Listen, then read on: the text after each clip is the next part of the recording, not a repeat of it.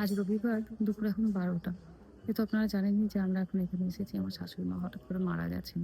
জীবনের মোটামুটি প্রতিটি মুহূর্তই আপনাদের সঙ্গে আমি শেয়ার করি। কিন্তু সুন্দর সময়গুলোও যেমন আমি আপনাদের সঙ্গে ভাগ করে নিই, এটা আমার পরিবারের এখন চরম একটা দুঃসময়। ডেইলি ব্লগার হিসাবে আমার মনে হয় যে আপনারা আমার বৃহত্তর পরিবার, আপনাদের সঙ্গেও তা শেয়ার করা উচিত। ১ম এ হয়তো ভাবছিলাম যে করব না, এমন একটা বড় সেনসিটিভ সময়। কিন্তু আমার শাশুড়ি মা মারা যাবার পরে আমার বাড়ির গুরুজন এখন আমার বড় ভাসুর। আমার বড় ভাসুর, বড় যা, মেজো ভাসুর, মেজো যা, ওনারা সবাই বললেন যে, "হ্যাঁ, একটু মায়ের ভিডিও করিস রে।" আগে এতটা মনে হতো না যে জিনিসগুলো দরকার। মা যেদিন মারা যান, এত ভেতরটা নাকি ওদের অস্থির হচ্ছিল। কিন্তু মায়ের শুধু ফটো ছিল। ওগুলো তখন আমরা জানিস তো পুরানো ব্লগগুলো খুলে দেখছিলাম। মায়ের সঙ্গে কত সুন্দর, সুন্দর সময় আমরা সবাই কাটিয়েছি। মা হাঁটছে, চলছে। এই ভিডিওটাও করিস। হয়তো ৫ বছর পরে যখন খুব মন খারাপ হবে, তখন হয়তো এই ভিডিওগুলোই একবার করে খুলে দেখব। হয়তো আমি করতে তো পারব না। প্রচুর লোকজন এসেছেন, কাউকে হয়তো মোবাইলটা একটু দেবো, যে একটু যদি রেকর্ড করে দেন। তবে আজকে আমরা ৩ বউ একটা জিনিস ঠিক করেছি, মাকে যখন নিয়ে যাওয়া হবে শ্মশান ঘাটে, আমরা ৩ বউ ৩ ছেলের সঙ্গে যাব। যেই মানুষটার হাত ধরে আমরা এই বাড়িতে এসেছি, সেই মানুষটার শেষ যাত্রায় আমরা তাকে একা ছাড়ব না। হয়তো মেহারামা যাবে না, আবার ছোট তো। তবে সৌম্য যাবে, মানে আমাদের বাড়ির যে বড় ছেলে। প্রিয়াঙ্কা হচ্ছে বাড়ির সবথেকে বড় মেয়ে। সে ইউকেতে থাকে, সে আসতে পারেনি, ফোনেই তাকে দেখানো হবে। সৌম্য যাবে আমাদের সাথে, সাথে আমরা যে ৩ বউ যাব। আমি জানি আপনারা আমার একটা অনলাইন একটা ভীষণ বড় পরিবার। আপনারাও অপেক্ষা করছেন মানুষটাকে একবার শেষ দেখার জন্য। তো যখন উনি আসবেন, আমি আপনাদের সঙ্গে তা অবশ্যই শেয়ার করব। হয়তো এই ব্লগটা খুব বড় হবে না। এখনো অব্দি মানুষটাকে দেখিনি বলে তাও হয়তো ক্যামেরা ধরতে পারছি না, হাতে পারছি, জানি না সে আসার পরে কিরকম কি পরিস্থিতি হবে না হবে। গত ভিডিওর মতো এই ভিডিওটির মনিটাইজেশন আমি বন্ধ রাখবো। এটি আমার রোজগারের কোনো মতেই পথ নয়। ফেসবুকের আমি মনিটাইজেশন বন্ধ করতে জানি না, তাই আমি সেখানে পোস্ট করছি না। আপনাদেরকে অনুরোধ করবো, দয়া করে এই ভিডিওগুলো তুলে যেন ফেসবুকে দেবেন না। এই ভিডিওগুলো রাখাটাও দরকার আমার নিজের পরিবারের জন্য, আমার বৃহত্তর পরিবারের জন্য। গত 5 বছর ধরে আমি আমার জীবনের খুঁটিনাটি বহু জিনিসপত্র, সুন্দর সুন্দর মুহূর্ত আপনাদের সঙ্গে যেমন ভাগ করে নিয়েছি, আজকের এই সময় মুহূর্তগুলো আমি চাই আপনাদের সঙ্গে ভাগ করে নিতে।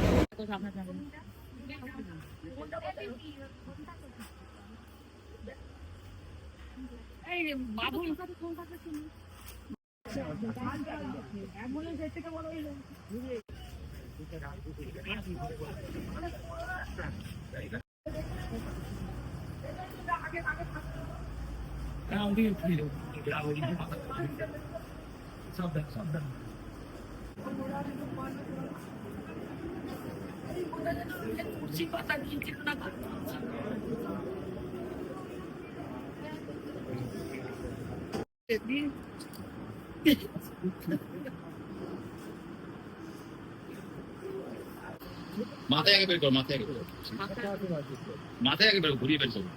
আস্তে আস্তে গাড় খাওয়াই তোমার কি পায়ের ছাপটা চামড়ি আছে এখন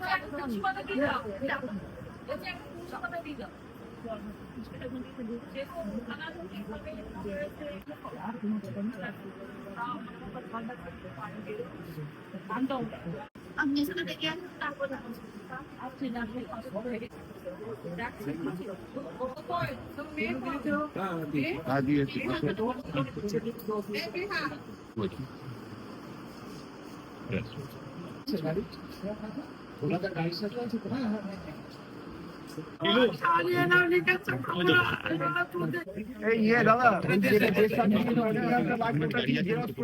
ধাক্কা কম না, ডান দিকে মারবে না।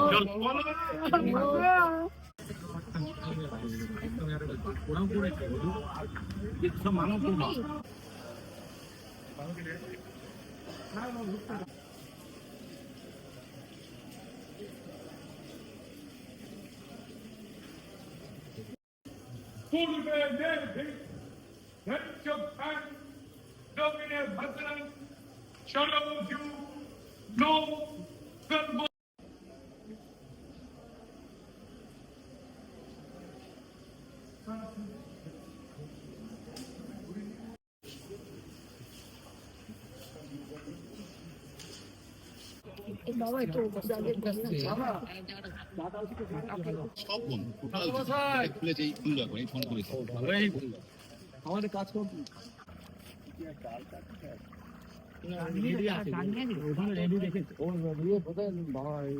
ওই তো দেখো ওই তো ঘর থেকে রেডি পায় না কটা দেবো এই আমার মনে হয় এক জায়গায় যাচ্ছে না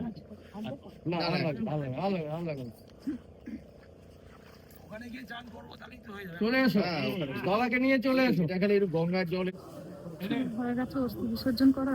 আমরা ছিলাম বাড়ি ফিরবো, ওর বাবা তো গঙ্গা স্নান করবে, আমরা বাড়ি গিয়ে স্নান করবো। মানুষটাই পুরো শেষ।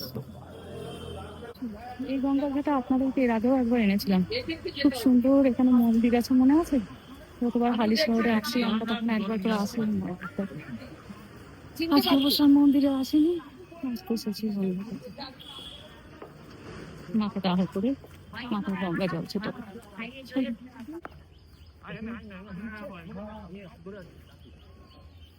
বিউটি তোকে দিয়ে দিচ্ছি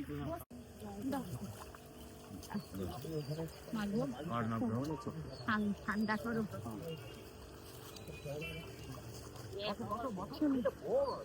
চলে এসেছি বাড়িতে। দিয়ে দিচ্ছি হাতে রেখে ছুঁয়ে নাও, এখান থেকে সবাই ছুঁয়ে নাও। বিটি আরেকটা ছোট। আচ্ছা আমি ঢুকে যাই।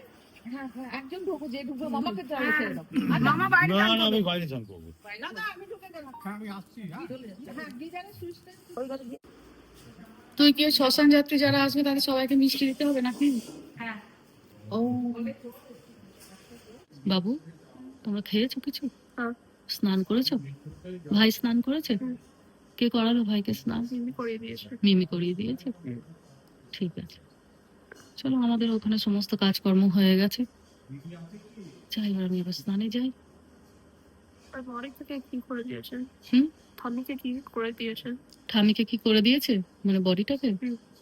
আমাদের রিলিজিয়ানে বার্ন করতে হয়, তো মানে দাহ করতে হয়, বার্নটাকে বলে দাহ করা। তো তোমাদের সামনে কি করে দিয়েছেন? না আমাদের সামনে এখন আর করে না, আগেকার দিনে ওরকম করা হতো, কিন্তু এখন তোমার চুল্লিতে করে। চুল্লি মানে ধরো ওই যে কেক বেক টেক করা হয়, যেরকম ওভেন দেখতে পারো কাইন্ড অফ ওরকম তুমি ইমাজিন করতে পারো। একটা ভীষণ বড় একটা ইলেকট্রিকের ওরকম ওভেন থাকে, যেখানে বডিগুলোকে ইনসাইডে মানে পাঠিয়ে দেওয়া হয়, দিয়ে ডোরটা ক্লোজ করে দেওয়া হয়, তারপরে বডিটা বার্ন হয়। তুমি শুধু দেখতে পাবে ওখানে একটা ভীষণ বড় একটা পাইপের মতো থাকে, ওখান দিয়ে ধোঁয়া হয়ে বেরিয়ে যাচ্ছে, মানে সিজ লিভিং কাইন্ড অফ থিং আর কি। তো বডিটা বার্ন হয়ে যায়। আমাদের যে নাভালটা যেটা থাকে, নাভিটা, যে বডিটা বার্ন হয়ে গিয়ে কি হয়, অ্যাসেস হয়ে যায়, রাইট, ছাই হয়ে যায়। কিন্তু আমাদের নাভালটা বার্ন হয় না, জানো, এত হাই টেম্পারেচারে ওটা বার্ন হয় না। দিয়ে ওইটাকে তোমার ওই হট অ্যাশের মধ্যে থেকে ওটাকে বার করে নিয়ে আসা হয়। দিয়ে আমাদের যে এখানে যে রিভারটা আছে, আমাদের এখানে রিভারটার নাম কি? গ্যাঞ্জেস, গঙ্গা, ওটাকে আমরা খুব পবিত্র ধরি। তো ওই গ্যাঞ্জেস রিভারে গিয়ে ওটাকে ভাসিয়ে দিতে হয়, মানে ওখানে আর কি ফেলে দিতে হয় আর কি, ওটা চলে যায়। মানে আস্তে না আস্তেই কাশি শুরু হয়ে গেল। চলুন স্মৃতির খাতাতে আবার নতুন দুটি পাতার যোগ হলো। খাতার প্রতিটি পাতায় যে খুব সুন্দর সুন্দর গল্প থাকে সবসময় তা তো হয় না, তাতে বিভিন্ন রকম সুখের গল্প থাকে, দুঃখের গল্প থাকে, শোকের গল্প থাকে, আনন্দের থাকে। এখন সেই খাতাটিতে দুটো শোকেরই গল্প যোগ হলো। ইউটিউবের এই চ্যানেলটি যে শুধুমাত্র আমার পরিচিতি তা নয়, এটা আমার একটা মেমোরি বুক, স্মৃতির খাতা আমার। গত 5 বছর ধরে আমি আমার জীবনের দিনলিপিগুলো এখানে গাঁথছি। তবে ইউটিউব ফেসবুকে তো আমার এই প্রবাসে ঘরকন্যার বিশাল বড় পরিবার, বহু বাচ্চারাও দেখে। তো আমি বাচ্চাদেরকে বা যারা এই সমস্ত ব্লগগুলো দেখতে খুব কষ্ট হয় যাদের, তাদেরকে বলবো যে দিন 10-15 তোমরা এই ব্লগগুলো দেখো না। হয়তো তোমাদের কষ্ট হবে, তোমরা যখন বড় হবে তখন হয়তো দেখো। কারণ এরপরে কাল থেকে শুরু হবে আমাদের মালসা পুরানো হোক বিসি খাওয়া। 3 ভাই হোক বিসি করবে, 3 বউ আমরা খাবো। বাকি মেহার আমা কেমনভাবে এখানে আছে, শ্বশুর শাশুড়ি ছাড়া আমাদের প্রথম এখন শ্বশুর বাড়ি, সেটা কেমনভাবে আমরা থাকবো। আর কবে আসবো না আসবো এই বাড়িতে তাও জানি না, কারণ মাই ছিল প্রধান আকর্ষণ এই বাড়িতে আসার জন্য। বাড়িটাকে ভালো করে হয়তো একবার রেকর্ড করে নিজের কাছে সঙ্গে রাখবো। এরপরে কবে আসবো না আসবো ঠিক নেই।